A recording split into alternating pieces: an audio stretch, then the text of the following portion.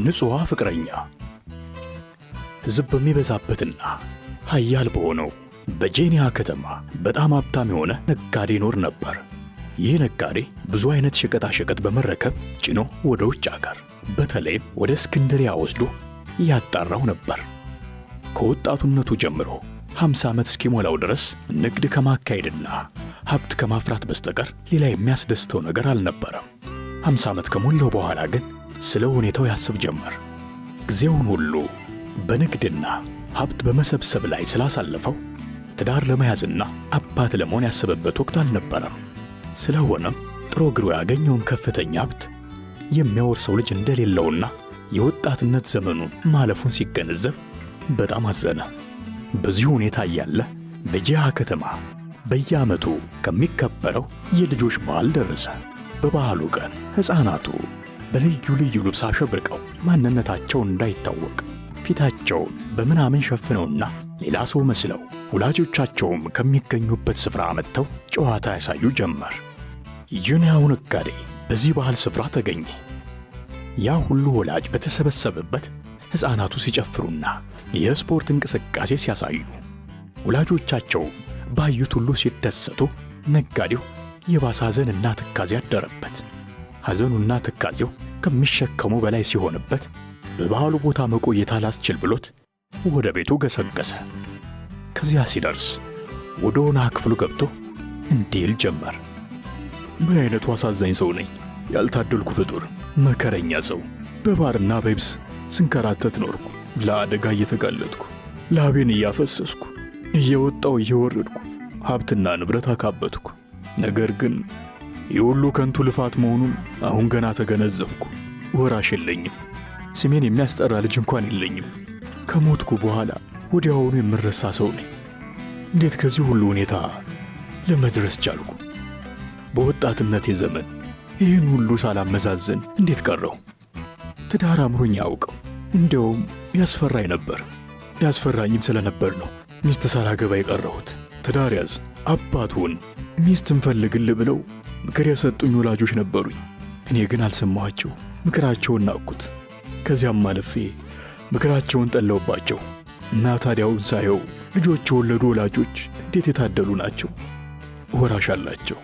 ስማቸው ተቀብሮ አይቀርም። ዛሬ ስንት ወላጆች ከልጆቻቸው ጋር ሲጫወቱ አየሁ። እነዚህ ወላጆች የወጣትነት ጊዜያቸውን እንደኔ አላባከኑትም። በወቅቱ አግብተው በወቅቱ ወለዱ። እንደኔ ሀብት ባይተርፋቸው እንኳን ላላቸው ትንሽ ቅርስ ወራሽ አላቸው። እንዴት እቀናባቸዋለሁ! ትዳር አላቸው። እንዴት ያለ ክቡር ነገር ነው! የጄኒያው ነጋዴ ለረጅም ጊዜ እንዲህ ካሰበና ካሰላሰለ በኋላ ለችግሩ መፍትሄ በመሻት እንዲህ ሲል ያነበንብ ገባ። ምንም እንኳን በዕድሜ ገፋው ብሆንም በሐዘንና በትካዜ ለመኖር አልፈልግም።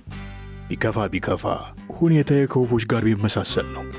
ወፎች እንቁላል ከመጣላቸው በፊት የወፍ ጎጆ ይሠራሉ። እኔም ብሆን ከማግባቴ በፊት ተሯሩጬ ሀብት አፈራው እንጂ ምን አጠፋሁ? ለወደፊቱ ትዳር ቢይዝ ለራሴ ለሚስቴና ለብዙ ልጆች የሚተርፍ ሀብት አለኝ። እግዚአብሔር ምስጋና ይግባውና ደግሞም ይህን ያህል አላረጀውም። አካሌ እስከዚህም አልደከመም። አሁንም ቢሆን ትዳር ለመያዝና የልጆች አባት ለመሆን ዕድል አለኝ። አሁን ማድረግ የሚገባኝ ተስማሚ የምትሆን ሚስት ፈልጌ ማግኘት ነው። ይህንን አነብንቦ ሲጨርስ ሁለት ጓደኞቹ እንዲጠሩለት ሰው ላከባቸው። ሁለቱም እንደሱ መርከበኛ ነጋዴዎች ናቸው። ጓደኞቹ ተጠርተው ሲደርሱ ሚስት ለማግባት ቁርጥ ሐሳብ ማድረጉን ገለጸላቸው። በማፈላለጉም እንዲረዱ ጠየቃቸው። ጓደኞቹ ሚስት ለማግባት ቁርጥ ሐሳብ በማድረጉ ደስ ብሏቸው አጨበጨቡለት። በተቻላቸውም ሁሉ ሚስት እንደሚፈልጉለት አረጋገጡለት። እነሱ ለጓደኛቸው የምትሆነው ሚስት ሲያጠያይቁ እሱ ራሱ ለማግባት በጣም ስለተቻኮለ በየከተማው ውስጥ ያሉትን ልጃገረዶች ያስስ ጀመር። ቆንጆ የሆኑ ወጣት ልጃገረዶችን እንዲሁ ሲያስስ ሳለ ትሆናኛለች የሚላት አንዲት ልጃገረድ አገኘ። ወላጆቿ ሐቀኛ ሰዎች ናቸው። ልጅቷ በጣም ውብ ነች። ዕድሜዋ በግምት 15 ዓመት ይሆናል። ሸጋ ጸባይና መልካም አስተዳደግ ያላት ልጅ ናት። ስለ መልካም ምግባርና ስለ ጠቅላላ ሁኔታዋ ከተረዳ በኋላ ይህችን ልጅ ለትዳር በጣም ፈለጋት። ወላጆቿ የሚሰጡት ዘንድ ለመናቸው። ምንም እንኳን ወላጆቿ አይሆንም ብለው ለጊዜው ቢያስቸግሩትም በመጨረሻ ተሸንፈው ልጃቸውን ሊድሩለት ተስማሙለት። ወዲያውኑ ተጫጭተው ጥሎሽ ከፈላቸው። ድሮ በንግድ ተሰማርቶ ሀብት በሚያፈራበት ጊዜ ንግዱ ስለሰመረለት በጣም ደስ ብሎት ይኖር ነበር። አሁን ደግሞ ይህችን ሸጋ ልጅ እንደሚያገባትና ሸጋ ልጅም እንደምትወልድለት እርግጠኛ ሲሆን ከምንም ጊዜ የበለጠ በጣም ከፍተኛ የሆነ ደስታ ተሰማው። ሰርጉ በከፍተኛ ድግስ ተከበረ። ሰርጉ ከተፈጸመ በኋላ የድሮ ኑሮውን ፈጽሞ ረሳው። ይህም ማለት እንደ ድሮ በመርከብ እየተጓዘ ንግድ ማካሄዱን ትቶ ከሚስቱ ጋር በደስታ ይኖር ጀመር። ጊዜው ውሎ ሲያደርግ እየሰለቸው ሄደ። እንደ ጥንቱ በመርከብ እየተጓዘ ንግዱን ለማካሄድ አዲስ ፍላጎት አደረበት። ባህር ስለጠራው ወደ እስክንድርያ ለመሄድ ያልም ጀመረ። ሥራ ፈቶ ቤት መቀመጥ የማያስችል ሆነበት። ሆኖም እንደገና መርከበኛ ነጋዴ ሆኖ ለመጓዝ ቁርጥ ሐሳብ ቢያደርግም ስለዚህ ጉዳይ ለባለቤቱ አልነገራትም፣ አትስማማልኝም ብሎ በመፍራት። በሌላ በኩል በልቡ ውስጥ ፍርሃትና ጥርጣሬ ስለነበር የንግድ እንቅስቃሴውን ወዲያውኑ ለመጀመር አልቻለም። ፍርሃትና ጥርጣሬ ያሳደረበት የባለቤቱ ሁኔታ ነበር። ባለቤቱ ልጅ ይግርና ጠባይ መልካም ናት። ትቷት ሩቅ አገር ብሄድ ራሷን ተቆጣጥራ በንጽሕና ትኖራለች ብሎ ለማመን አልቻለም። ደግሞ ሴቶች በተፈጥሯቸው ተለዋዋጭ ባህሪ እንዳላቸው ያውቃል። እንኳን ሩቅ አገር ሄዶ ይቅርና እዚያው በሚኖርበትም ጊዜ ቢሆን ወጣት ወንዶች በቤቱ አካባቢ እንደሚያንዣብቡ ያውቃል። ታዲያ እሱ ሩቅ አገር ከሄደ ከቤቱ አካባቢ ከማንዣበብ አልፈው ቤት ውስጥ ገብተው በእሱ ፈንታ እንዳይተኩ ፈራቸው። ለረጅም ጊዜ መንፈሱን ሲያስጨንቀው ኖረ። ስለ ጉዳዩ ግን ከማንም ጋር አንስቶ አላወጋም። ሆኖም በዕድሜው የገፋ ሰው በመሆኑ ስለ ትዳሩ፣ ስለ ሚስቱ፣ ስለ ቤቱ እስከዚህ መጨነቅና መጠበብ እንደሌለበት አምኖ እንዲህ ብሎ ያነበንብ ጀመር። ከመሞት መኖር ይሻላል። በአጭር ጊዜ ውስጥ በመርከብ መጓዝና መነገድ ካልጀመርኩ እንደመሞት እርግጠኛ ነኝ። ነገር ግን ባለቤቴን ትቻት እሄዳለሁ ወይ? አዎን፣ ትቻት መሄድ አለብኝ። እሷም እንደፈቀዳት ሆና ትኑር። ከትዳር የሚገኘውን አነስተኛ ደስታ በማግኘት እኖራለሁ የሚለው ሐሳብ ያናድደኛል፣ አስቆጣኛል። የፈለግኩት ሁሉ ለማድረግ ሙሉ ነፃነት እንዲኖረኝ እፈልጋለሁ። እግዚአብሔር ይህንን ይነሳኛል ብዬ አላምንም። አዛውንቱ ነጋዴ በዚህ ሁኔታ ካነበነበ በኋላ የጥንት ጓደኞቹን ፍለጋ ሄደ። ድሮ ያደርግ እንደነበረው ሸቀጣ ሸቀጥ በመረከብ ጭኖ ከነሱ ጋር ወደ እስክንድርያ ለመጓዝ እንዳቀደ አጫወታቸው። በውድ ባለቤቱ በኩል ያለበትን ችግር ግን አልነገራቸው።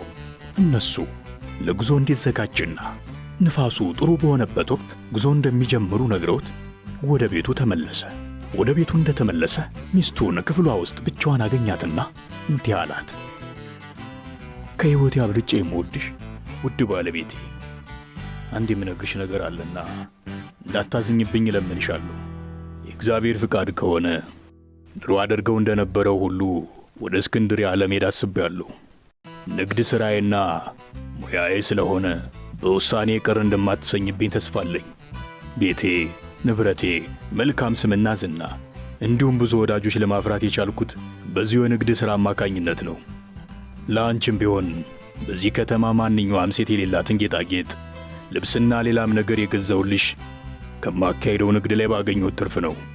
ስለሆነም የአሁኑ ጉዞ ቅር እንዳያሰኝሽ እፈልጋለሁ። ደግሞም በቶሎ እመልሳለሁ።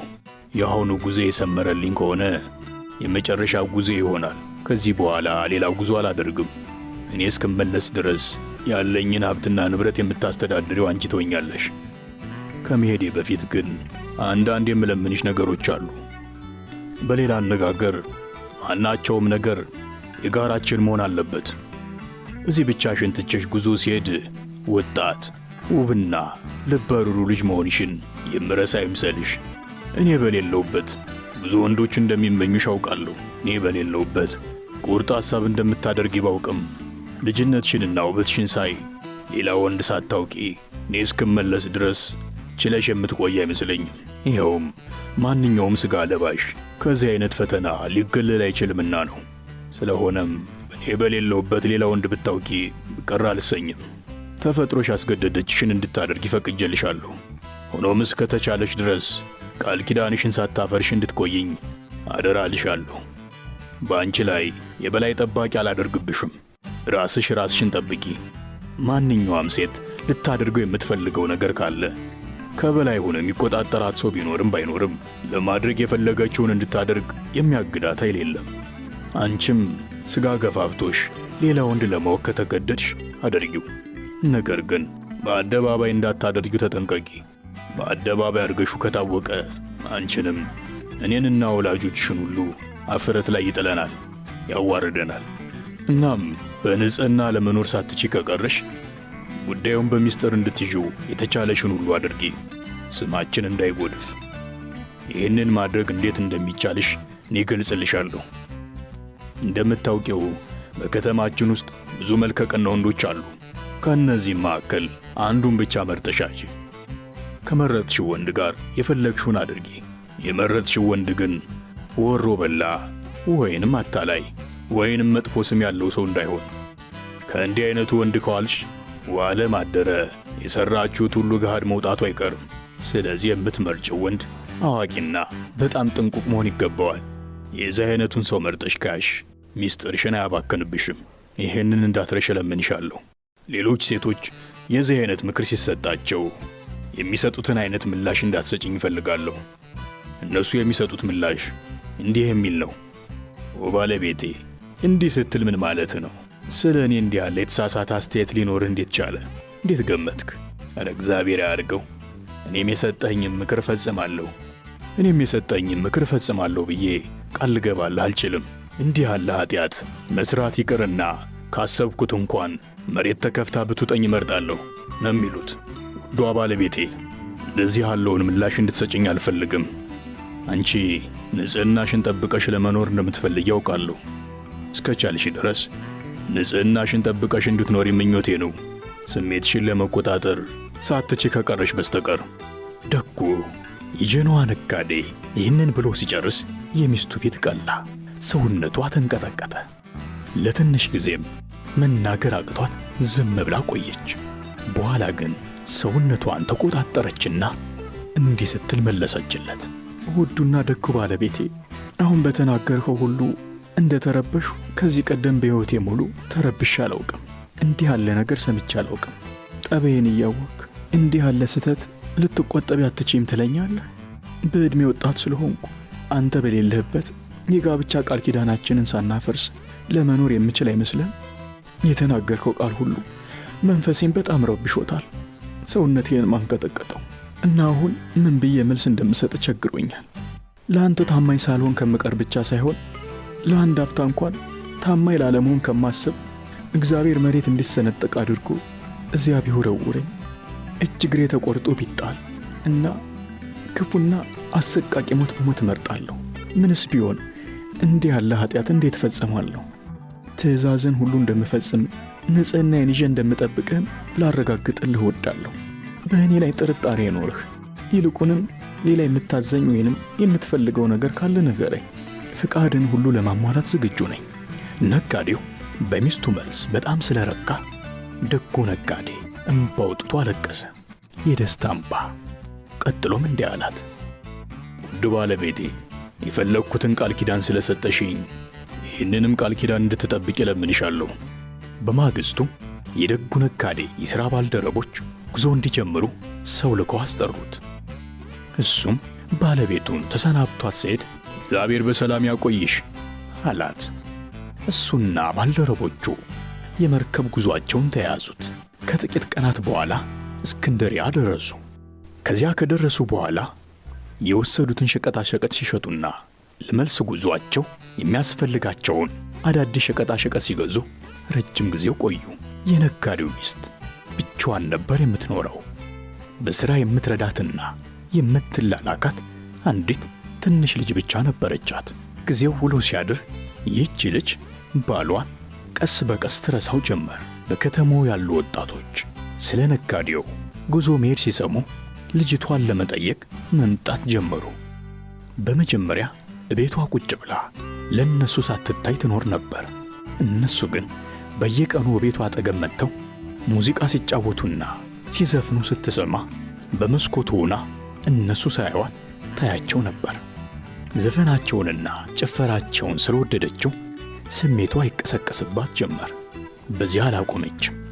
ቀስ በቀስ የወንድ አምሮት እያደረባት ሄደ። ደግሞ ከወንድ ጋር ለመዳራት ብትፈልግ እንደፈለገችው ለመሆን ቦታና ጊዜ እንዳላት ተገነዘበች።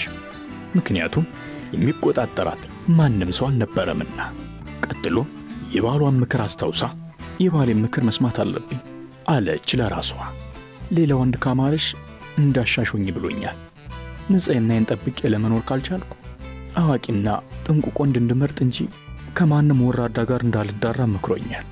እንዳለውም አዋቂና ጥንቁቅ የሆነ ወንድ መፈለግ ይኖርብኛል። የምመርጠው ወንድ ወጣት ሆኖ እንደ ሽማግሌ አዋቂና የተማረ መሆን ይገባዋል።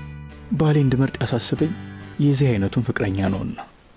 ይህንን ሁሉ ሐሳቧን ስታወጣና ስታወርድ በነበረችበት ጊዜ አንድ የተማረ ወጣት ከቦሎኛ ዩኒቨርሲቲ ወደ ትውልድ ከተማው ወደ ጄኒያ ተመልሶ ነበር። የጽሕፈት ሥራም ይሠራ ነበር። የተማረው ወጣት በየቀኑ በገበያው ስፍራ ወዳለው መዘጋጃ ቤት ይመላለስ ነበር። ወደ መዘጋጃ ቤቱ በሚሄድበት ጊዜ በወጣቷ እመቤት ቤት በኩል ያልፍ ነበር። ወጣቷ እመቤት ገና ስታየው ወደደችው። ከእሱ ጋር ፍቅር ያዛት። ሚስጥርም የማያባክን ነው ብላ አመነች። ይሁን እንጂ በምን መንገድ ለእሱ ያላትን ፍቅር ለመግለጽ እንደምትችል ግራ ተጋባች። ዘዴ በማጣቷ በስጭት ሳትል አልቀረችም። በመጨረሻ ግን አንድ ሐሳብ መጣላትና እሱ በቤቷ አጠገብ በሚያልፍ ጊዜ እንዲያት አጊጣና ለብሳ በቤቷ ሰገነት ለመቀመጥ ወሰነች። ከዚያን ጊዜ በፊት በቤቷ ሰገነት መቀመጥ ልምዷ አልነበረም። አሁን ግን አዘውትራ ከዚያ ትቀመጥ ጀመር። ወጣቱ ግን በዚያ በሚያልፍ ጊዜ ወደ ግራም ሆነ ወደ ቀኝ ሳይመለከት ያልፍ ስለነበር ልብ ሳይላት ቀረ። እቅዱ አልሰምር ሲላት አዘነች። ሆኖም ለወጣቱ ያላትን ፍላጎት በዋል ባደር እየበረታባት ስለሄደ በሆነ ዘዴ ልታገኘው ወሰነች። ብዙ ዘዴ በሐሳቧ አውጥታ ካወረደች በኋላ የምትረዳትን ትንሽ ልጅ ልትልክበት ወሰነች። ልጅቷንም ጠራቻትና እንዲህ ካለው ወጣት ዘንድ ሄደሽ የገሊት ሚስት ትፈልጋለች ብለሽ ንገሪው ስትል ነገረቻት። ለምን ፈለገችኝ ብሎ ከጠየቀሽ አላውቅም፣ ነገር ግን በተቻለ ፍጥነት ቤቷ እንድትመጣ ትፈልጋለች ብለሽ ንገሪው አለቻት።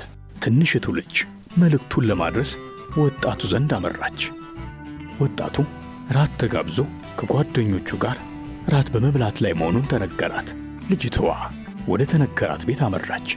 ከዚያም ስትደርስ ውስጥ ገብታ ለተሰበሰቡት ሰዎች ሰላምታ ከሰጠች በኋላ ወጣቱን ለማነጋገር እንደምትፈልግ ተናገረች። የተማረው ወጣት ነጋዴውንና ቤቱን ከልጅነቱ ጀምሮ ደህና አድርጎ ያውቃቸዋል። ይልቅ ነጋዴው ሚስት እንዳገባ ግን አያውቅም፣ ሚስቱንም አያውቃትም። ስለሆነም የተላከችው ልጅ መልእክቱን ስትነግረው ወጣቷ የቤት እመቤት ባልዋ በሌለበት ወቅት አንዳች ከባድ ችግር ገጥሟት እርዳታ ፈልጋ ይሆናል ሲል አሰበ። ይኸውም ነጋዴው ወደ እስክንድሪያ መሄዱን ያውቅ ስለነበርና በሌላ ጉዳይ እንደፈለገችው ባለመጠርጠሩ ነበር። ትንሹ ልጅ በጥሞና ካዳመጠ በኋላ እሺ ጥሩ ነው፣ እራት በልተን ከጨረስን በኋላ እመጣለሁ ብሏል ብለሽ ንገሪያት አላት። መልእክቱን ማድረሷንና እሱም እመጣለሁ ማለቱን ለእመቤቷ ስትነግራት እመቤቷ እጅግ በጣም ደስ አላት። ከደስታዋም የተነሳ ሰውነቷ ተንቀጠቀጠ። ምን ማድረግ እንደሚገባት ግን ግራ ተጋብታ ቆየችና በመጨረሻም ቤቱ በደንብ ተጠርጎ እንዲጸዳ አልጋዋና ረጅሙ ሶፋዋም እያንዳንዳቸው የሚያማምር የአልጋ ልብስ እንዲነጠፍባቸው አደረገች። እሷም ምርጥ ልብሶቿን ለብሳ ውድ ጌጣጌጦቿን አድርጋ ትጠባበቀው ጀመር። ወጣቱ ጸሐፊ እንዲመጣላት በጣም ስለጓጓች ጊዜዋ አላልፋላት። ትዕግስት ስላጣች ምናልባት ሲመጣ በሩቅ ይታየኛል በማለት ወደ ላይኛው ክፍሏ ወጣች። እዚያ ግን ብዙ አልቆየችም። ወዲያውኑ ወደ ታችኛው ክፍል ተመልሳ ወዲህ ወዲያ እየተረማመደች ትጠብቀው ጀመር። በመጨረሻም እንደገና ወደ ላይኛው ክፍል ወጣ ለፍቅረኛው ያሰበችውን ምግብና ሌላም ነገር ታዘጋጅ ጀመር። ትንሽቱ ልጅ በታችኛው ክፍል እንድትቆይና ፍቅረኛዋ ሲመጣ ተቀብላ ወደ ላይኛው ክፍል እንድታመጣው ነገረቻት። ፍቅረኛዋ ከቤት ሲደርስ ትንሽቱ ልጅ ተቀብላ ወደ ውስጥ አስገባችውና በሩን ዘጋችው። እሱን ተከትለው የመጡት አሽከሮች ግን እሱ እስኪመለስ እደጅ እንዲቆዩ ተነገራቸው። ወጣቷ እመቤት የፍቅረኛዋን መምጣት ስትሰማ ደስታ ስለፈነቀላትና ልጅቱ እላይ እስክታመጠው ድረስ ለመቆየት ትዕግስት ስላጣች ልትቀበለው ወደ ታችኛው ክፍል ወርዳ የጨዋ ሰላምታ ሰጠችው። ከዚያም በኋላ እጁን ይዛ ወደ ላይኛው ክፍል መራችው። ከላይኛው ክፍል ሲደርሱ ፍቅረኛዋ በጣም ተገረመ። የተገረመው እዚያ ተዘጋጅቶ በጠበቀው ነገር ሁሉ ብቻ ሳይሆን በወጣቷ እመቤትም ውበት የተነሳ ነበር። ከረጅሙ ሶፋ አጠገብ በነበረው ኩርሲ ቁጭ አለች። እሱም በአጠገቧ በሌላ ኩርሲ እንዲቀመጥ ጋበዘችው። ረዘም ላለ ጊዜ አንዳችም ቃል ሳይለዋወጡ ዝም ተባብለው ቆዩ። እሱ በበኩሉ ንግግሩን እሷ እንድትጀምርና የገጠማት ችግር ካለ እንድታዋየው ፈለገ። ወጣቱ ጸሐፊ የተማረው አዋቂ በመሆኑ ለምን እንደፈለገችው ሳትነግረው ያውቃል ብላ በማመን ንግግሩን እሱ እንዲጀምር ፈለገች። ጠብቃ እሱ በቅድሚያ የማይናገር መሆኑን ስትገነዘብ እንዲህ ትለው ገባች። ውድና እውነተኛ ወዳጄ፣ አንተ የተማርክ ወጣት፣ ለምን እንዳስጠራውህ አሁኑኑ ልነግርህ እወዳለሁ። ከባሌ ጋር በደንብ እንደምትተዋወቁ ተስፋ አለኝ። ባሌ ሸቀጣ ለማምጣት ስለፈለገ እዚህ ብቻዬን ትቶኝ ወደ እስክንድሪያ ሄዷል። ከመሄዱ በፊት በንጽህና እንዳልኖር ተፈጥሮው እንደሚያስገድደኝና እሱ በሌለበት ሌላ ወንድ ማወቄ እንደማይቀር ነግሮኛል። ባሌ ይህንን አስቀድሞ ማወቁ በጣም አዋቂ የሚያሰኘው ነው። ምክንያቱም በዚህ ጊዜ እንዲህ ሲለኝ እውነት አልመሰለኝም ነበር። አሁን ግን እነሆ የወንድ አምሮት አድሮብኛል። የወጣትነት ጊዜን በከንቱ ላባክነው አልፈልግም። ለጋ ተክሎች የሚያስፈልጋቸውን ሲያጡ እንደሚጠወልጉና እንደሚደርቁ ሁሉ እኔም በለጋነት ዘመኔ ማድረግ ያለብኝን ካላደረግኩ ጠውልጌና ደርቄ እንደምቀር ባሌ አስቀድሞ ነግሮኛል። ባሌ በተጨማሪ ነገረኝና ያስጠነቀቀኝ ነገር አለ። የተፈጥሮ ደካማነት ያሸነፈኝ ሌላ ወንድ ባፈቅር የማፈቅረው ወንድ አዋቂና ምስጢራችንን ለመደበቅ የሚችል መሆን አለበት ሲል አስጠንቅቆኛል። በከተማችን ውስጥ እንዳንተ አዋቂና ምስጢር የማያወጣ ወጣት ያለ አይመስለኝም። ይህንን ስልህ አልፈልግሽም ብለህ እንደማታሳፍረኝ በመተማመን ነው። እንደምታየኝ ብቸኛ ስለሆንኩ ባሌ በሌለበት የባሌ ምትክል ትሆንልኝ ትችላለህ። ማንም ሳያውቅ በምስጢር የምናደርገው መሆን አለበት። ለፈለግነው የፍቅር ድርጊትም ቦታ፣ ጊዜና ጥሩ አጋጣሚ ሞልቶናል። ወጣቱ ጸሐፊ በልጅቷ ንግግር ሳይገረምና ስሜቱን ግን ደበቃት። ቀኝ እጇን ለቀም አድርጎ ይዞ ፈገግ አለና ቀጥሎ ያለው መልስ ሰጣት። ይህንን ዕድል በማግኘቴ እግዚአብሔርን ማመስገን ይገባኛል። ይሄ ቀን ለእኔ የደስታ ቀን ነው፣ የታላቅ ደስታ ቀን። ካሁን ወዲህ ዕድለኛ አይደለሁም የምልበት አንዳችም ምክንያት አይኖረኝም። እንዳንቺ ላለች ውብና ደግ ልጅ ፍቅረኛ መሆን መታደል ነው።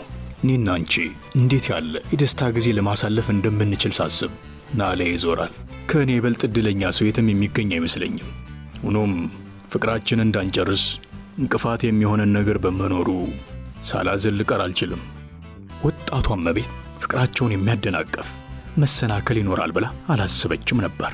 አሁን ግን መሰናክል መኖሩን ሲገልጽላት እጅግ በጣም አዘነች። ሆኖም አንድ መላ ይፈለግለታል በማለት መሰናክሉ ምን እንደሆነ አሁኑን እንዲገልጽላት ለመነችው።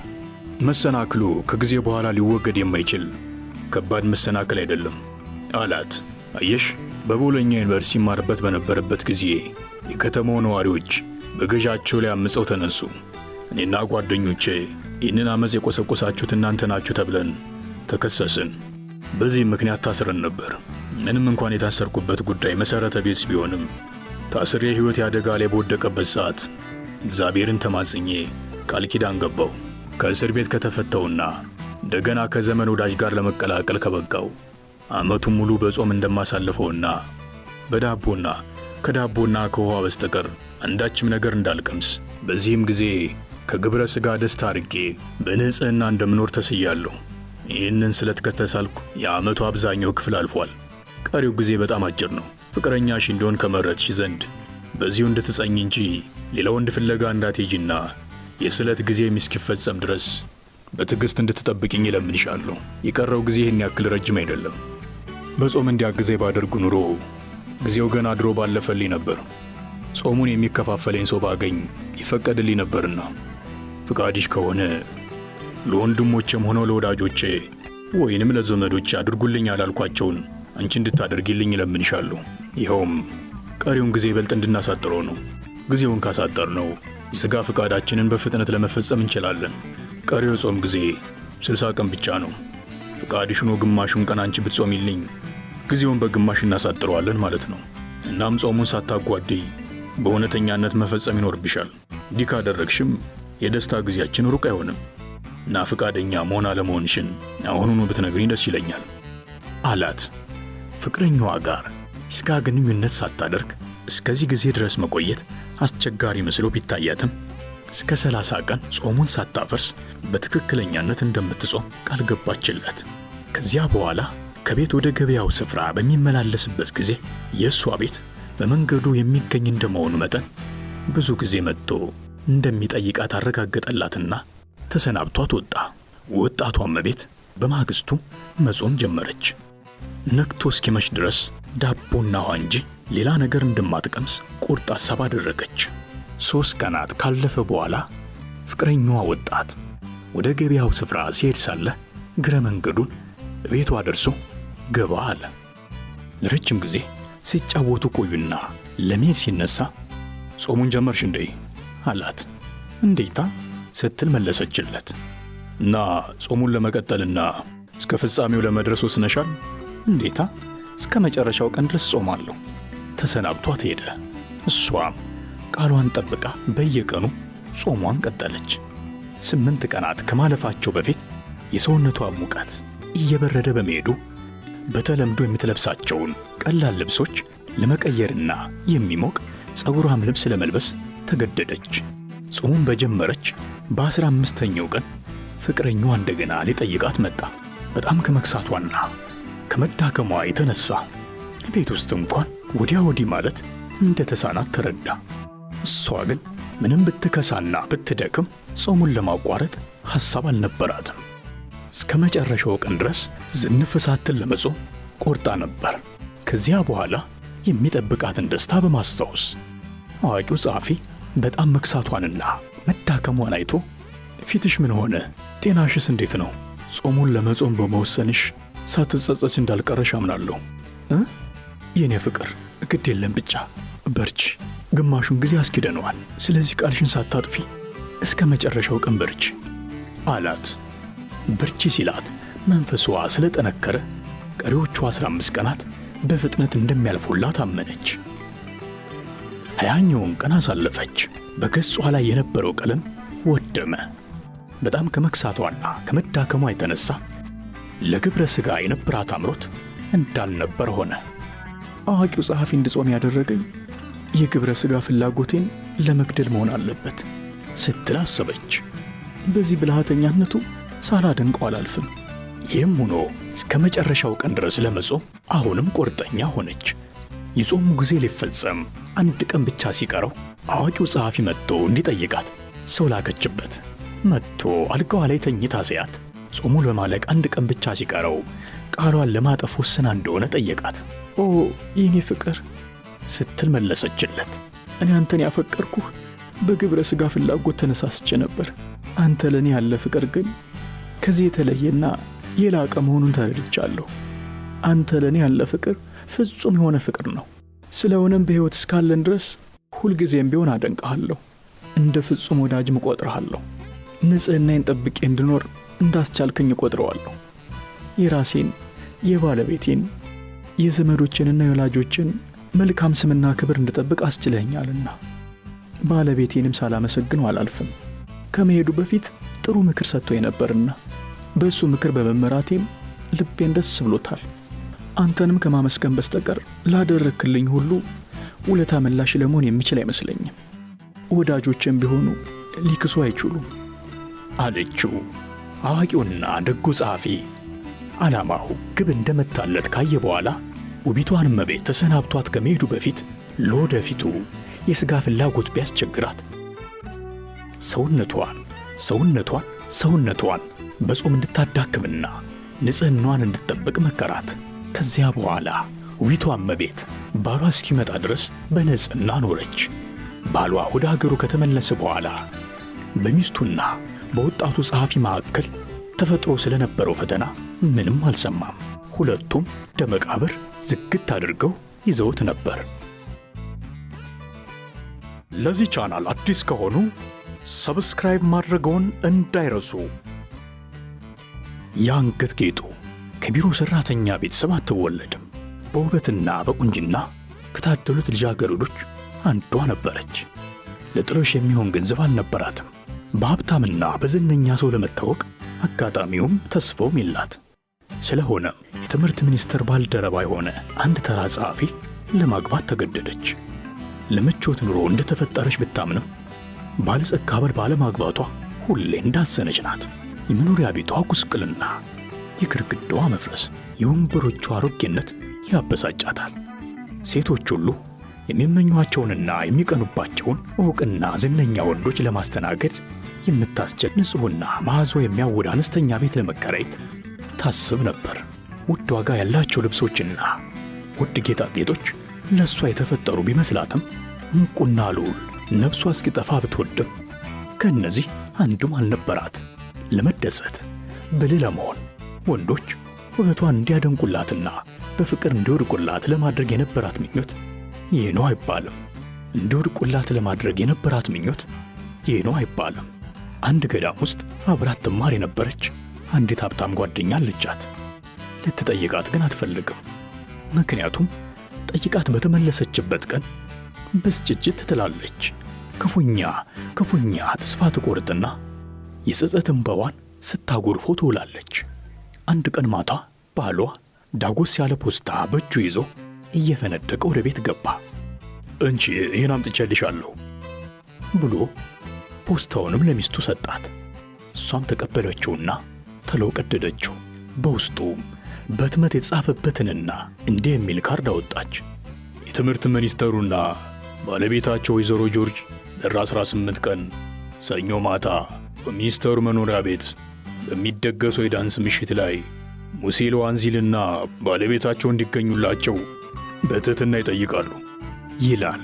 ባሏ ደስታውን የማትችለው መስሎት ነበር። እሷ ግን የጥሪውን ካርድ በንቀት ወርውራ ጠረጴዛው ላይ ጣለችውና ምንም ያደርግልኝ መሰለህ ብላኩ ተመተመች። ፍቅሬ ደስ የሚያሰኝ መስሎኝ ነበር። በስንት ችግር መሰለሽ የግብዣ ካርዱን ያገኘሁት። ማንም ሰው ይፈልገዋል። ቢሆንም ለታወቁ ሰዎች ብቻ ነው የሚሰጠው። ብዙ ተራ ሰራተኞች አልተጋበዙ። ይህን አጋጣሚ ተጠቀሚበት። በግብዣው ላይ የባለስልጣን አይነት ታያለሽ።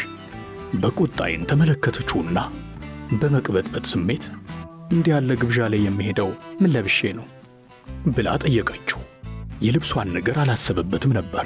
እንዴ ወደ ቲያትር ቤት ስንሄድ የምትለብሺው ቀሚስ እኮ በጣም ያምራል። ለምን እሱን አትለብሺውም? ሚስቱ ማልቀስ ስትጀምር በቅሬታ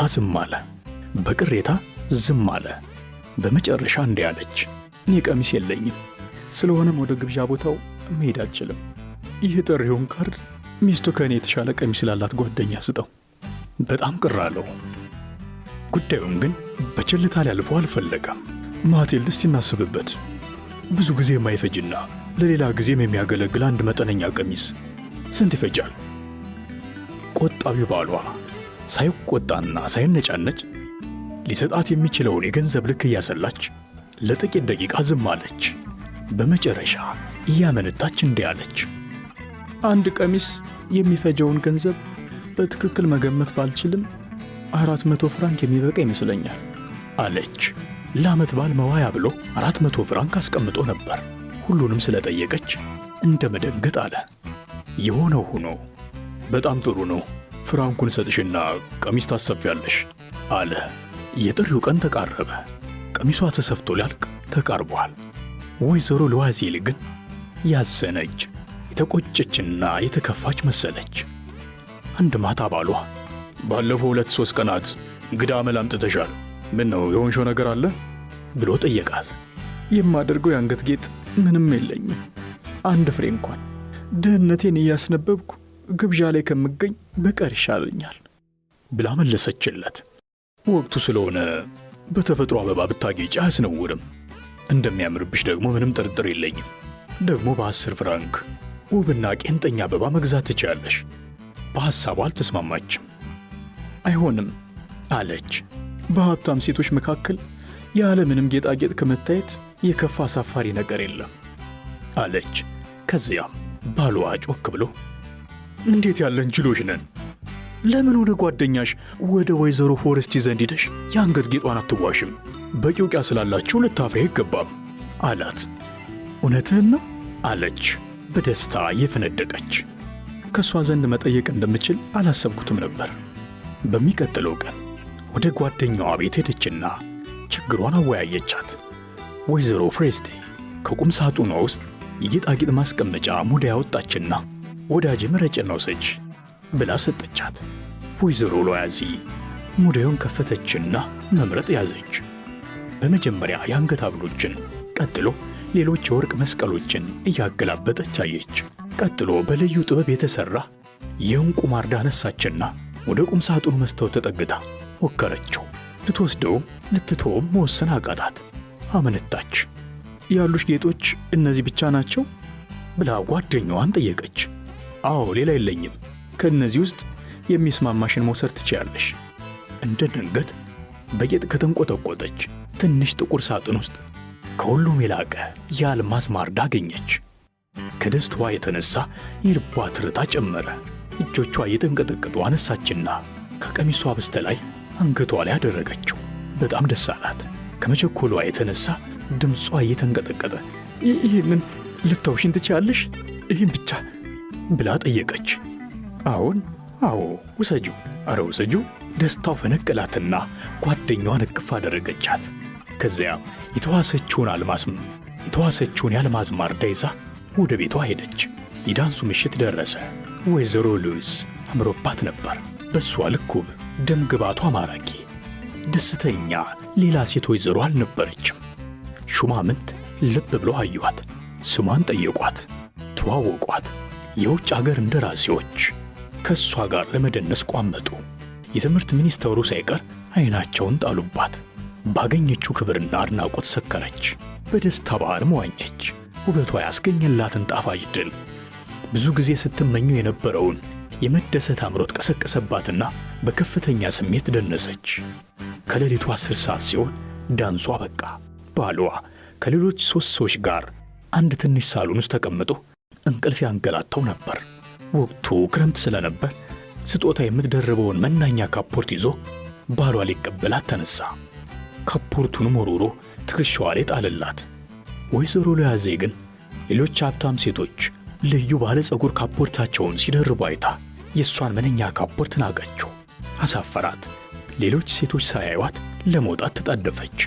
ባሏ ሩጦ ደረሰባትና ሰረገላ እስክጠራ ድረስ ከቤት እንዳትወጪ ይበርድሻል አላት። እምቢ አለችውና የቤቱን ደረጃ በችኮላ ወረደች። የደረበችው ካፖርት ከአዲሱ ቀሚሷ ጋር እዚህ ግባ አይባልም። መንገድ ላይ ቁመው ሲጠብቁ ሰረገላ ሊያገኙ አልቻሉም። ተስፋ ቆረጡና ብርድ እየቀጠቀጣቸው በእግር ጉዞ ወደ ቤታቸው አመሩ። በመጨረሻ ጀልባዎች የሚገኙበት ወንዝ ዳር ላይ ደረሱ። በድህነታቸውና በእርጅናቸው አፍረው ቀን ቀን ተደብቀው የሚውሉ ይመስላሉ። ከእኩለ ሌሊት በኋላ እንደ ልብ ከሚገኘው ከርካሳ ጋሪዎች አንዱን ተከራዩ። ጋሪው በሰማዕታት መታሰቢያ መንገድ በኩል ቤታቸው በር ድረስ አደረሳቸው። በድካም እየተጎተቱ የፎቁን ደረጃ ወጡና ቤታቸው ገቡ። ያ የደስታ ምሽት ሳይመለስ አለፈ። ባሏም ጠዋት ሥራ መግባት እንዳለበት ተገነዘበ። መስታወት ፊት ቆመችና መደረቢያዋን አወለቀች። ለመጨረሻ ጊዜ ውበቷን አይታ ለመደነቅ። እንደ ድንገትም የድንጋጤ ጩኸት አሰማች። የተዋሰችውን የአንገት ጌጥ ጥለዋለች።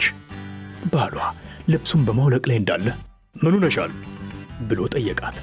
በድንጋጤ እንደተዋጠች ፊቷን ወደ እሱ መለሰችና ፍሬንስቲንን የአንገት ጌጥ ጥየዋለሁ አለች።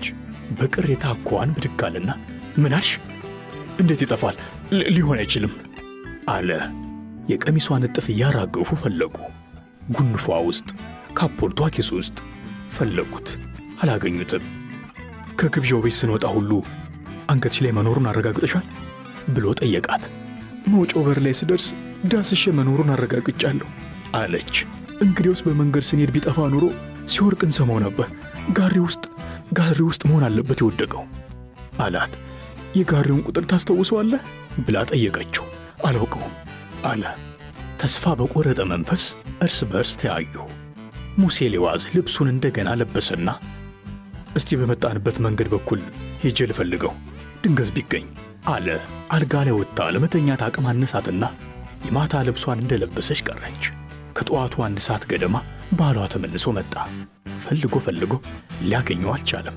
እንደገና ወደ ሰረገላ አከራዮች ጽሕፈት ቤት ሄደ። ወደ ፖሊስ ጣቢያው ሄደ። አግኝቶ ላመጣለት ሰው ወረታውን እንደሚከፍል በጋዜጣ አሳወጀ። ምንም ፍንጭ ሳያገኝ ስለቀረ ፊቱ ገርጥቶ ግንባሩ ተኮሳትሮ ወደ ማታ ገደማ ወደ ቤቱ ተመለሰ። ሚስቱ በደረሰባት አሳፋሪ ጥፋት የተነሳ ቀኑ ሙሉ በሐዘን እንደተበሳጨች ዋለች። ሐብሉ ስለተበጠሰ አለ ሙሴ ሊዋዝ ለሚስቱ፣ ለሰር የሰጠነው መሆናችንን ገልጸን ለጓደኛሽ እንጻፍላት። እንዲህ ካደረግን ለመፈለግ ጊዜ ይኖረናል። በሳምንቱ መጨረሻ ላይ ተስፋው ቆረጡ። ሙሴ ሊዋዝ በዕድሜው ላይ 5 ዓመት የጨመረ ይመስል ተጎሳቁሏል። የጓደኛሽን የአንገት ጌጥ ለመክፈል እርምጃ መውሰድ አለብን አለ። የሰሪው ስም በአንገት ጌጡ ማስቀመጫ ትንሽ ሳጥን ውስጥ ተጽፎበታል። በሚቀጥለው ቀን ወደ ጌጣጌጡ ሰሪ ሱቅ ሄዱ። ባለ ሱቁ መዝገቡን አገላብጦ ሲያበቃ አልማዙን የሠራሁት እኔ አይደለሁም፣ የማስቀመጫው ብቻ ነው በወርቅ የለበጥኩት አለ። በብስጭትና በጭንቀት በሽተኛ መስለው በጌጣጌጥ ሠራተኞች ሱቅ ዞሩ። አንድ የቤተ መንግሥት ጌጣጌጥ ሰሪ ሱቅ ውስጥ ልክ የጠፋውን የአንገት ጌጥ የመሰለ አገኙ። 40,000 ፍራንክ የሚል ዋጋ ተጽፎበት ነበር። በ36,000 ፍራንክ እንደሚሸጥላቸው ነገራቸው። ለ3 ቀናት ያህል እንዳይሸጠው ባለ ሱቁን ተማጸኑት። ከመጋቢት በፊት የጠፋቸውን የአንገት ጌጥ ካላገኙት ይህኛውን በ34,000 ፍራንክ መልሶ እንደሚገዛቸው ቃል አስገቡት። ሙሴ ሊዋዝ ከአባቱ የወረሰው 18,000 ፍራንክ በእጁ ይገኛል። ቀሪውን ገንዘብ ከአንዱ 1,000 ከሌላው 500 ፍራንክ ከአንዱ 500 ሉዊ ከሌላው 3 እየተበደረ ማጠራቀም ጀመረ። ሊያበድሩት ፈቃደኛ ከሆኑ ሰዎች ሁሉ በውለታ በፊርማም ተበደረ። ከገንዘብ አበዳሪዎች ዕድሜ ልኩን ከፍሎ በማይጨርሰው አራጣ ተዋዋለ። ችሎ መክፈልና ለመክፈሉን ሳያስብ ዕዳ ውስጥ ተዘፈቀ። የወደፊት ኑሮውን የሚያፈራርሰው ውለታ ተዋዋለ። በእንዲህ አይነት ሁኔታ ያገኘውን ገንዘብ ቋጠረና ወደ ጌጣጌጥ መሸጫ ሱቅ ሄደ። 36,000 ፍራንክ ከፍሎ የአንገት ጌጡን ተረከበ። ወይዘሮ ሊዋዝ የተዋሰችውን የአንገት ጌጥ ለመመለስ በሄደች ጊዜ ወይዘሮ ፍሬንስተር በቅሬታ አነጋገር እንደሚያስፈልገኝ ያውቅሽ በቶሎ ልትመልሽልኝ ይገባ ነበር አለቻት። የእሷ እንደጠፋና በምትኩ ሌላ እንደተከፈላት ብታውቅ ምን ልትሆን ኑሯል? እንዳታላይ ትቆጥራት ኑሯል? ወይዘሮ ሊዋዝ የደህንነትን አሰቃቂነት ተገነዘበች። የተበደሩትን መክፈል ግድ ነው። ትከፍላለች። ድርሻዋን በጀግንነት ለመወጣት ታጥቃ ተነሳች። የማድ ቤት ሥራና የቤት አያያዝ ሙያ ተማረች። የእጅ ጣቶቿ በጥፍር ቀለም ማጌጣቸው ቀርቶ ድስቶችንና ሳህኖችን ለማጠብ ተጠቀመችባቸው። የቆሻሻ ልብሶችን ታጥብባቸዋለች። ጠዋት እየተነሳች የቤት ጥራጊ ተሸክማ ትደፋለች። አንዷን ደረጃ በወጣች ቁጥር ጫንጫን እየተነፈሰች ውሃ በባልዲ ቀድታ ፎቅ ድረስ ማውጣትም አለ። ሥራዋም አለባበሷም የችግረኛ ሆነ። ዘንቢሏን አንጠልጥላ ወደ ገበያ ትሄድና ቅመማ ቅመሙን፣ ድንቹን፣ ቲማቲሙን ልቧ እስኪወልቅ ድረስ ተከራክራ ትገዛለች። 1 ሳንቲምም ለማትረፍ ቢሆን። ከዚያ በኋላ የገዛችውን ተሸክማ ወደ ቤቷ ትመለሳለች። በየወሩ አንዳንድ ውለታዎችን ለማደስና የሌሎችን ዕዳ ለመክፈል የሚያስችል ጊዜ ማግኘት ያስፈልጋል። ባልየው ከመደበኛ ሥራው ውጪ አንድ መጽሐፍ መደብር ውስጥ ተቀጥሮ ዕዳውን ለማቃለል ይደክማል። የሚገለብጠው ጽሑፍም ሲያገኝ በአንድ ገጽ 5 ዩሮ እየተቀበለ ሲገለብጥ ያድራል። ይህንን በመሰለ ኑሮ ባልና ሚስቱ 10 ዓመታት አሳለፉ። 10ኛው ዓመት መጨረሻ ላይ ዕዳቸውን ከነወለዱ ከፍለው ጨረሱ። ወይዘሮ ሊዋዝ አሮጊት መሰለች። የሥራ ብዛት ያገረጀፋት ድሃ ሴት መሰለች። ሻሿን በውግ ማሰር፣ ቀሚሷን በቅጡ መልበስ ትታለች። እጆቿ ቆርፍደው ድምጿ ጎረነነ። አንዳንድ ጊዜ ባሏ ወደ ሥራ ከሄደ በኋላ መስኮት አጠገብ ትቀመጥና ስለዚህ አይናንስ ምሽት እንዴት ውብ እንደነበረች፣ ወንዶች እንዴት እንደተማረኩባት ታስባለች። ያ የአንገት ጌጥ ባይጠፋባት ኑሮ እንዴት ግሩም ነበር። ማን ያውቃል፣ ሕይወት እንዴት ተለዋዋጭና አስገራሚ ነገር ነው። አንድ ትንሽ አጋጣሚ የአንድን ሰው ኑሮ ሊያጠፋ ወይንም ሊያልመው ይችላል። አንድ እሑድ ቀን ወይዘሮ ሎይዝ በሻንዜ ጎዳና ስትሄድ በድንገት ሕፃን ልጅ አስከትላ የምትሄድ አንዲት ሴት አየች። ሴትየዋ ውብና ልጅ እግር ናት። ወይዘሮ ፍሬስት ነበረች። ወይዘሮ ሊያንዜን በሁኔታዋ ተማረከች። ማነጋገር ይኖርባት ይሆን? አሁን ዕዳውን እንደሆነ ከፍላ ጨርሳለች። ሁሉንም ነገር ልትነግራት ፈለገች። ተጠጋቻት። ዣን እንደምን አደርሽ አለቻት። ጓደኛዋ አላወቀቻትም። የማታውቃት አንዲት ተራ ሴት አንቺ ብላ ስላናገረቻትም ተገረመች። እሜት የተሳስተው ይሆናል፣ እኔ ግን አላውቀውትም ብላ በተቆራረጠ አነጋገር መለሰችላት።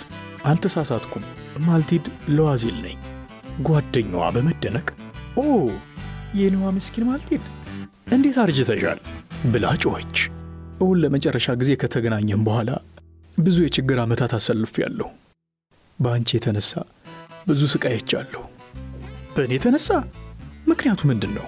ሚኒስትሩ ለዳንስ ምሽት የጋበዙኝ ጊዜ የአንገት ጌጥሽን እንደዋሽኝ ትዝ ይልሻል? አዎ አስታውሰዋለሁ። ከዚያስ? ከዚያ በኋላ ጠፋብኝ። መለሽልኝ እንጂ እንዴት ጠፋ ታያለሽ አለቻት። ተመሳሳዩን ነበር ገዝቼ ላኩልሽ። 10 ዓመት ፈጅቶብናል። ቤሳቤስት ላልነበረን ሰዎች ዕዳችንን ከፍለን ለመጨረስ ቀላል እንደማይሆን አንቺ ማታጭው። ቢሆንም ከፍለን በመጨረሳችን ደስ ብሎኛል። ወይዘሮ ፍሬንስቲ ነገሩ ተዘበራረቀባት። ከአልማዝ የተሠራ አንገት ጌጥ ገዝቼ ከፈልኩሽ ነው የምትይኝ ብላ ጠየቀች። አዎን አለች ወይዘሮ ሎዋዚል። አየሽ፣ በጣም ከመመሳሰላቸው የተነሳ ልታውቂው አልቻልሽም ነበር። የደስታና የኩራት ፈገግታ ፈገግ አለች። ወይዘሮ ፍሬስቲ ከልቧ አዘነች። ሁለት እጆቿንም ጥምር አድርጋ ይዛ እንዲህ አለች። የኔዋ ምስኪን ሆይ፣ የዋስኩሽ አንገት ጌጥ እኮ አርቴፊሻል ነበር። ዋጋውን ቢበዛ ከ500 ፍራንክ አይበልጥም ነበር። ለዚህ ቻናል አዲስ ከሆኑ ሰብስክራይብ ማድረገውን እንዳይረሱ። አሮጊቷ እንቅልፍ ድብን ያደረጋቸው የአራት ወታደሮች ኩርፊያ አሁንም ጎላ ብሎ ይሰማቸዋል። ዝግጅታቸውን ለሚፈልጉት መሟላቱን ሲያረጋግጡ አንድ ድርቆሽ ነዶ አንስተው ምድጃ ላይ ወረወሩት። በእሳት እንደተያዘ አውጥተው ክፍል ውስጥ በተቆለለው ድርቆሽ ላይ በተኑበት። የእሳቱ ላንቃ እዚህም እዚያም መንጣጣት ሲጀምር የሚከተለውን ለማስተዋል አሮጊቷ ወደ ውጭ ወጡ። ከጥቂት ደቂቃ በኋላ ቤቱ በብርሃን ተሞላ። ወዲያው የሚያስፈራ ምድጃ ሆነ፣ ወደ ትልቅ እቶንነት ተለወጠ። የሚንተከተከው የነበልባል ብርሃን በትንሿ መስኮት በኩል እየሾለከ ምድሩ ላይ ከተጋገረው በረዶ ጋር በመላተም ያንጸባርቅ ጀመር። የብርሃን ዘንጎች ወደ የአቅጣጫው ተወጠሩ። ከቤቱ ጣሪያ አካባቢ ኃይለኛ ጩኸት ተሰማ። ልብ የሚያርድ የፍርሃትና የሰቃይ ዋይታ በመከታተል ማስተጋባት ቀጠለ። ጥቂት ቆይቶ ወታደሮቹ የተኙበት ቆጥበር ተገርስሶ ሲወድቅ እንደ አውሎ ንፋስ የሚጥለመለም እሳት ቆጡን በአንዲት ቅጽበት ላስ አድርጎ ጣሪያውን በመበርቀስ ወደ ሰማይ መምዘግዘግ ጀመረ። ከዚያ በኋላ ቤቱ ፍጹም ደመራ ሆነ። አርመኒዋ እናት በጌደ ሞምባሳ ወደ በርሊን ብቅ ካልኩኝ 15 ዓመት ገደማ ይሆነኛል። ትንሽ ረፍት ለማድረግና የተውኩትን አደን እንደገና መሞከር ስላማረኝ በመጽዋ አካባቢ ወደዚያ ብቅ አልኩ። የልብ ወዳጄ የሆነው ቬርሳ ጀርመኖች በጦርነት ወቅት ያቃጠሉትን ትልቅ ሕንፃ አድሶ ስለነበር እሱ ዘንድ በእንግድነት አረፍኩ። መቼም አካባቢውን ስወደው ለውር ነው።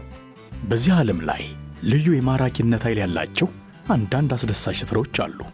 ወደ ገጠር ወጣ ማለት የምንመርጥ ሰዎች ደግሞ የተወሰኑ ምንጮችን፣ ጫካዎችን፣ ኩሬዎችንና ኮረብታዎችን በአንድ ወቅት ልባችንን ነክቶ እንዳለፈ የሚያስደስቱ የሕይወት ገጠመኞች ዘውትር ስናስታውሳቸው እንኖራለን።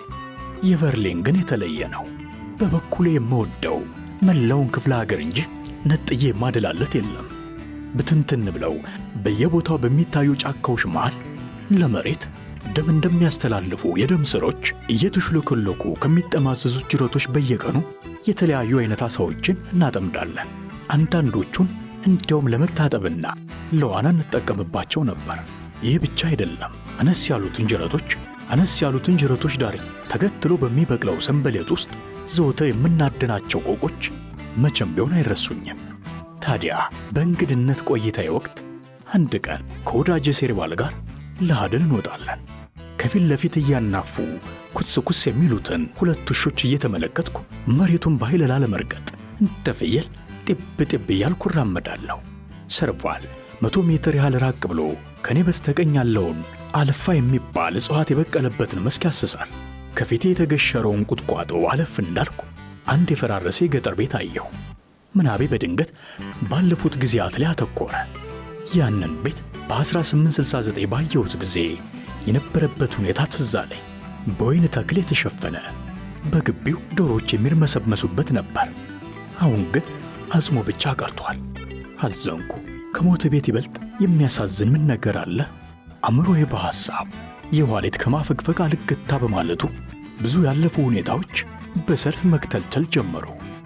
አንድ ቀን በጣም ደክሞኝ እዚያ አካባቢ ሳልፍ ወደ ቤቱ ጎራ ብዬ ያደረግኩት እረፍትና አንዲት ሴት የወይን ጠጅ ብርጭቆ ሞልተው የጋበዙኝ ሁሉ ትዝ አለኝ። አባወራው ያለ ፈቃድ የሚያድን ሽማግሌ ነበር። በሲጦስ ከፖሊስ ጋር በተፈጠረ ፍልሚያ ተገደለ።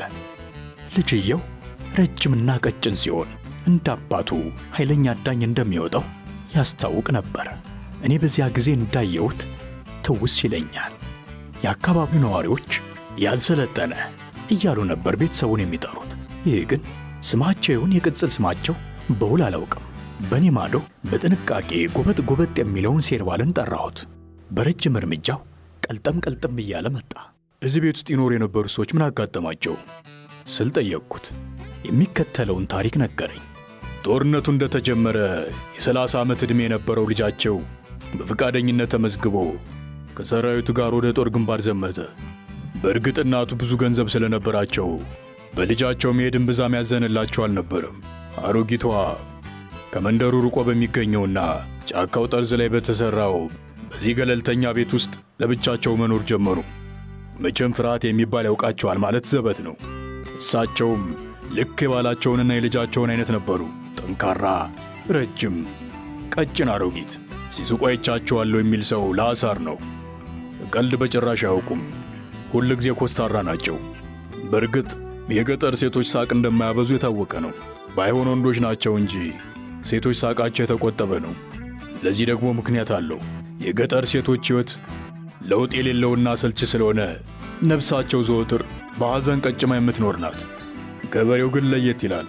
አልፎም ቢሆን ወደ መንደር ከተማ ወጣ ስለሚል ከየመሸታ ቤቱ ፈንጠዝያና ውካታ ተምሮ ይመጣል። ሚስቱ ግን ዘላለሟን እንደ ጨፈገጋት ከመኖር ፈገግታ ብዙ አይታይባትም። የፊቷ ጡንቻዎች የሳቅን እንቅስቃሴ ሳያውቁ በመጨረሻም በዚያው ከረው ደርቀው ይቀራሉ። ታዲያ ቀደም ሲል እንደጠቀስኩልህ እኒህ ብርቱ ሴት የተለመደ ኑሯቸውን በብቸኝነት መግፋት ቀጠሉ። ወዲያው ክረምቱ ገባና ቤቱን በበረዶ ተሸፈነ። በሳምንት አንድ ቀን ዳቦና ሥጋ ለመግዛት ወደ መንደር ብቅ ይላሉ። ሸመታቸውን ሲጨርሱ ወደ ሌላ ወለም ዘለም የለም፣ በቀጥታ ወደ ቤታቸው ነው። በአካባቢው ጫካ ውስጥ የሚኖሩ ተኩላዎች በሰው ላይ አደጋ እንደሚያደርሱ ስለሚታወቅ ምንም ቢሆን ባዶ እጃቸውን አይወጡም። እጅ ስለበዛበት የሰደፉ እንጨት ማለቅ የጀመረውን የልጃቸውን አሮጌ ጠበንጃ በትከሻቸው ያነግታሉ። ማንም አይኑን አሳርፎት የማያውቀው ነጭ ፀጉራቸው ከተጠፈረበት ነጭ ሻሽ በላይ የጠበንጃቸው አፈሙዝ ተቀስሮ እያየ በጥቂት ጎበጥ ብለው እርምጃቸውን በረጅሙ ጣል እያደረጉ በበረዶ ላይ በእርጋታ ሲጓዙ ለሚያቸው የሚያስገርሙ ትርኢት ነበሩ። አንድ ቀን የጀርመን ወታደሮች ወደ አካባቢው ደረሱ። ሀብትና የኑሮ ሁኔታ እየታየ በነዋሪው ቤት እንዲቀመጡ ተደላደሉ። አሮጊቷ ደና ገንዘብ ስለነበራቸው 4 ወታደር ተሰጣቸው። 4ቱም ግዙፍና ልጅ እግር ነበሩ። ቆዳቸው በጣም ነጭ ሲሆን ሁሉም ሪዛቸውን በጣም ያሳድጉት ነበር። አይኖቻቸው ቀለም ሰማያዊ ነው። የሰውነታቸው ደልዳላነት ሲታይ በጦርነትና በእንግልት ላይ የከረሙ አይመስሉም። ጠባያቸውም ቢሆን የድል አድራጊ ወታደር አልነበረም።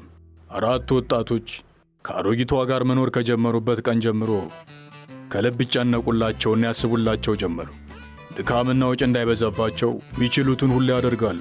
ጠዋት ጠዋት 4ቱም ይነሱና ሊጥ በሚመስለው የሰሜነኛ ነጭ ገላቸው ላይ ውሃ እያፈናጠቁ የተለያዩ ልብሶችን ያጥባሉ።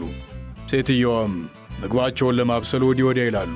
ከቁርስ በኋላ ወጣቶች ማዕድ ቤት የማጽዳት፣ የቤቱን ወለል የመወልወልና ሌሎቹን ሥራዎችም ተከፋፍለው ያከናውናሉ። ሁኔታቸው ሁሉ እናታቸውን በሥራ ማገዝ ከሚያስደስታቸው 4 ጥሩ ልጆች ጋር የሚመሳሰል ነበር። አሮጊቷ ግን ዘወትር የሚያስቡት ስለ ራሳቸው ልጅ ብቻ ነበር። ቀጭን ቀውላላ ልጃቸው፣ እንደ ሜንጦ የተቆለመመ አፍንጫው፣ ቡናማ ዓይኖቹ፣ በላይኛው ከንፈሩ ዙሪያ የተቸመቸመችው ጺሙ ሁልጊዜም ፊታቸው ድቅን ይልባቸዋል። በየዕለቱ 4 ወታደሮች እሳት ለመሞቅ ምድጃውን ከበው ሲቀመጡ 23ኛው የፈረንሳይ እግረኛ ጦር ወዴት እንዳመራ የሰማችሁት ነገር አለ? የእኔ ልጅ ምድቡ እዚያ ውስጥ ነው በማለት ይጠይቃሉ። አረ የለም፣ ምንም የሰማነው ነገር የለም በማለት ይመልሱላቸዋል። እናም የአሮጊቷን ሐዘንና ጭንቀት ከልብ መማጤን እናቶቻቸውን አገራቸው ትተው የመጡት 4 ወታደሮች የተቻላቸውን ያህል ሊንከባከቧቸው ይሞክራሉ። ሴትየዋም ለወጣቶች ያላቸው የመውደድ ስሜት ከቀን ወደ ቀን እየጨመረ ሄደ።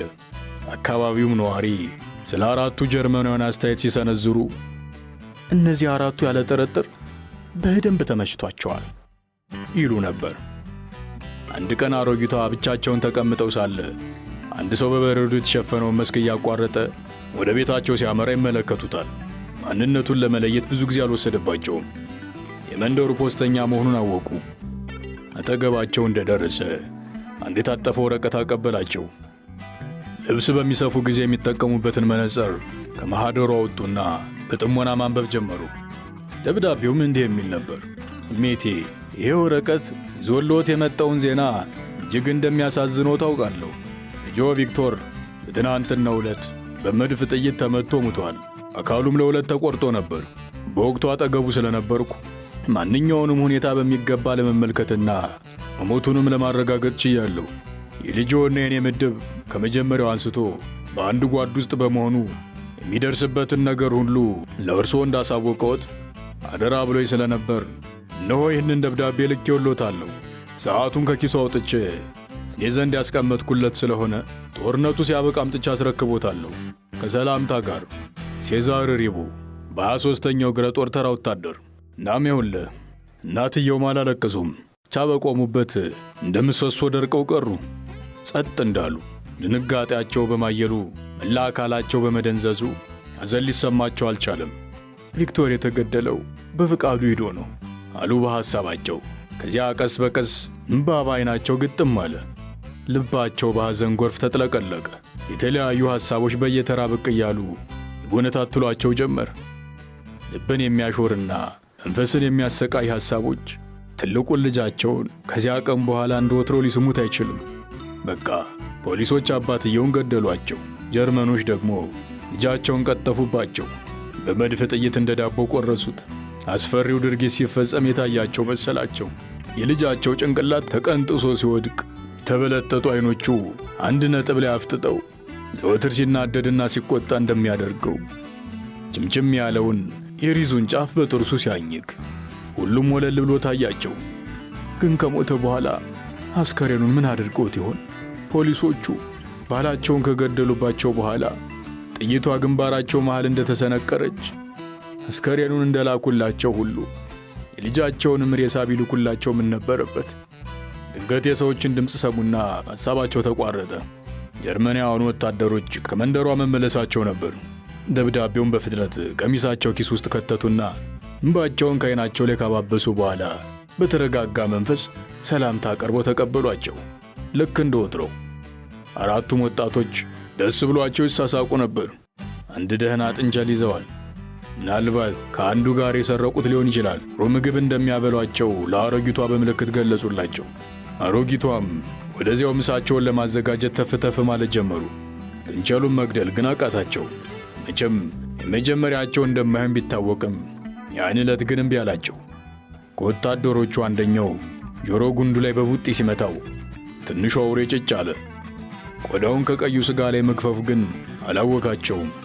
ሆኖም የሚነካኩት ደም፣ እጃቸው ላይ እየቀዘቀዘ የሚረቀው ትኩስ ደም እንዲንቀጠቀጡ አደረጋቸው። የጥንቸሉ ስጋ እጆቻቸው ውስጥ እንደሚንቀጠቀጠው ሁሉ እሳቸውም ከእግር እስከ ራሳቸው ተንዘፈዘፉ። ምግቡ እንደደረሰ ከልጆቹ ጋር ማዕድ ቀረቡ። መብላት ግን አልሆነላቸውም። አንዲት ጉርሻ እንኳን ሳይቀምሱ ወታደሮቹ ለብቻቸው አጠናቀቁት። በአሮጊቷ ለመብላትም ብዛም አልተጨነቁ። እሳቸውም በጸጥታ ተቀምጠው ወጣቶቹን ሰረቅ እያደረጉ ያስተውሏቸዋል። አእምሮአቸው ሐሳብ ይገምዳል። በገጻቸው ላይ ምንም የሚነበብ ስሜት ባለመታየቱ ወታደሮቹ ያስተዋሉት ነገር አልነበረም። እንግዲህ በአንድነት መኖር ከጀመርን ድፍን ወር ሊሆነን ነው። ግን እስከ ዛሬ ስማቸውን እንኳን አላውቀውም አሉ አሮጊቷ። ወታደሮቹ የሴትዮዋን ፍላጎት ለመረዳት ብዛም አልተቸገሩም። በየተራ ስማቸውን ተናገሩ። በቂ አልሆነም። በብጣሽ ወረቀት ላይ ስምና የቤተሰቦቻቸውን አድራሻ እንዲጽፉላቸው አደረጉ። መነጽራቸውን አወጡና ትልቁ አፍንጫቸው ላይ በማስቀመጥ ወታደሮቹ የጫጫሩትን ያልተለመደ አይነት ጽሑፍ በጥንቃቄና በትኩረት ተመለከቱ። ሲበቃቸው አጣጣፉና ኪሳቸው ውስጥ አስቀመጡት ከልጃቸው ደብዳቤ ጋር። ምግቡ እንደተገባደደ አንዳንድ ነገር ላሰናዳላችሁ መሄዴ ነው ብለው ከገበታ ተነሱ። እናም የሳር ድርቆሽ እየተሸከሙ ሰዎቹ ወደሚተኙበት ቆጥ ማጋዝ ጀመሩ። የሴትየው ያልተለመደ አይነት ሥራ ግራ የተጋቡ ወታደሮች ያቀረቡት ጥያቄ ቆጡን የበለጠ ሞቃት ለማድረግ አስበው መሆኑን ገለጹላቸው። ይሄኔ ልጆቹም ያግዟቸው ጀመር። በደንብ የታሰሩትን የድርቆሽ ነዶች እስከ ጣሪያው ድረስ በመቆለል ግድግዳው ከከብት መኖ የተሠራ መልካም መዓዛ ያለው ሞቃት ክፍል ፈጠሩ። ሌሊቱን በመልካም እንቅልፍ ለማሳለፍ ማታ እራት ሲቀርብ አሮጊቷ የሚባል ባለመቅመሳቸው ከወታደሮቹ አንደኛው በጣም ተጨነቀ። እሳቸው ግን ሆዳቸውን እንዳመማቸውና ሻል ሲላቸው እንደሚበሉ ገለጹለት። ገበታው ከፍ ካለ በኋላ በደንብ እንዲሞቃቸው በማለት አሮጊቷ የምድጃውን እሳት በደንብ አያይዘው ቁጭ አሉ። አራቱ ጀርመናውያን ዘወትር ማታ ማታ እንደሚያደርጉት መሰላላቸው ወጥተው ቆጣቸው ላይ ሰፈሩ። ወታደሮቹ ወደሚተኙበት ቆጥ የሚያስገባውን በር እንዲቀረቅሩ አሮጊቷ መሰላሉን አነሱ። ከዚያ በኋላ ዋናውን የቤት በር በጸጥታ ከፍተው ወጥተው ተጨማሪ ሳር ድርቆሽ እያጋዙ ኩሽና ውስጥ መከመር ጀመሩ። አሮጊቷ በበረዶ ላይ የሚራመዱት ጫማቸውን አውልቀው በባዶ እግራቸው ነበርና ሰዎቹ አንዳችም ኮሽታ አልሰሙም። ሴትየዋ እንቅልፍ ድብን ያደረጋቸው የአራት ወታደሮች ኩርፊያ አሁንም ጎላ ብሎ ይሰማቸዋል። ዝግጅታቸውን ለሚፈልጉት መሟላቱን ሲያረጋግጡ አንድ ድርቆሽ ነዶ አንስተው ምድጃ ላይ ወረወሩት። በእሳት እንደተያዘ አውጥተው ክፍል ውስጥ በተቆለለው ድርቆሽ ላይ በተኑበት። የእሳቱ ላንቃ እዚህም እዚያም መንጣጣት ሲጀምር የሚከተለውን ለማስተዋል አሮጊቷ ወደ ውጭ ወጡ። ከጥቂት ደቂቃ በኋላ ቤቱ በብርሃን ተሞላ። ወዲያው የሚያስፈራ ምድጃ ሆነ፣ ወደ ትልቅ እቶንነት ተለወጠ። የሚንተከተከው የነበልባል ብርሃን በትንሿ መስኮት በኩል እየሾለከ ምድሩ ላይ ከተጋገረው በረዶ ጋር በመላተም ያንጸባርቅ ጀመር። የብርሃን ዘንጎች ወደየአቅጣጫው ተወጠሩ። ከቤቱ ጣሪያ አካባቢ ኃይለኛ ጩኸት ተሰማ። ልብ የሚያርድ የፍርሃትና የስቃይ ዋይታ በመከታተል ማስተጋባት ቀጠለ። ጥቂት ቆይቶ ወታደሮቹ የተኙበት ቆጥ በር ተገርስሶ ሲወድቅ እንዳውሎ ንፋስ የሚጥለመለም እሳት ቆጡን በአንዲት ቅጽበት ላስ አድርጎ ጣሪያውን በመበርቀስ ወደ ሰማይ መምዘግዘግ ጀመረ። ከዚያ በኋላ ቤቱ ፍጹም ደመራ ሆነ። ከውስጥ በኩል የሚሰማ ድምፅ አልነበረም፣ ከነበልባሉ መንጣጣት፣ ከግድግዳዎቹ መገርሰስና መፈረካከስ፣ ከጣሪያው ወራጅ እንጨቶች መሰባበር በስተቀር። ድንገት ጣሪያው እንዳለ ተደረመሰና ወለሉ ላይ ተዘረገፈ። የሚግፈጠፈጥ ጢስና የትንታግ ፏፏቴ ከቤቱ ቅሪት ላይ ቱግ ብሎ ተነሳ። ገርመሃል፣ በረዶ ለብሶ ዙሪያውን የተኮፈሰው ገጠር በነበልባሉ ጋገን በርቶ ሲታይ ቀይ ቀለም በስሱ የተነከረ ሻማ ይመስል ነበር። ከሩቅ የደወል ድምፅ መሰማት ጀመረ። አሮጊቷ ተቃጥሎ በማለቅ ላይ ባለው ቤታቸው ትይዩ ቆመዋል። ከሰዎቹ አንዳቸውም አምልጠው እንዳይወጡ ለመከላከል የልጃቸውን አሮጌ ጠመንጃ አጥብቀው ይዘዋል። ሁሉም ነገር ባለበት ሁኔታ መፈጸሙን ሲያረጋግጡ ጠመንጃውን ወደ እሳት ወረወሩት። ፍንዳታ ተከትሎ ተሰማ። ሰዎች በየአቅጣጫው እየገሰገሱ መምጣት ጀመሩ። ገበሬዎቹና የጀርመን ወታደሮች በፈጸመችው ተግባር የረካቸው አሮጊት በወደቀ የዛፍ ግንድ ላይ በጸጥታና በእርጋታ ተቀምጠው አገኟቸው። ፈረንሳይኛ ልክ እንደ ፈረንሳይኛ የሚናገር አንድ የጀርመን መኮንን ወታደሮች የት አሉ ሲል ጠየቃት። ቀጭን እጃቸውን በመሞት ላይ ወዳለው ቀይ የፉም ክምር ዘረጉና እዚያ ውስጥ ናቸው ሲሉ መለሱለት ጎልቶ በሚሰማ ድምፅ። ክበቧቸው። ለመሆኑ ሰዓቱ እንዴት ሊነሳ ቻለ? አለ ጀርመናዊው። እኔ ነኝ አሉ አዛውንቷ። የተሰበሰቡት ሁሉ አላመኗቸው። የሁሉም ግምት የእሳቱ አደጋ አሳብዷቸዋል የሚል ነበር። አሮጊቷ ግን በዙሪያቸው ለተሰበሰቡት ሰዎች ጠቅላላ ታሪኩን ከመጀመሪያው እስከ መጨረሻው ነገሯቸው። የልጃቸውን መርዶ ከያዘው ደብዳቤ መምጣት አንስቶ ከቤቱ ጋር የጋዩት 4 ወታደሮች እስካሰሙት የመጨረሻው ጩኸት ድረስ ስለነበረው ሁኔታ ልቅም አድርገው አወጓቸው። ስለተሰማቸው ስሜትም ሆነ ስለፈጸሙት ድርጊት ያስቀሩት ቅንጣት ጉዳይ አልነበረም። ሁሉንም ዘረዘሩ። ታሪኩን ተናግረው ሲያበቁ ከቀሚሳቸው ኪስ 2 ብጣሽ ወረቀት አወጡ።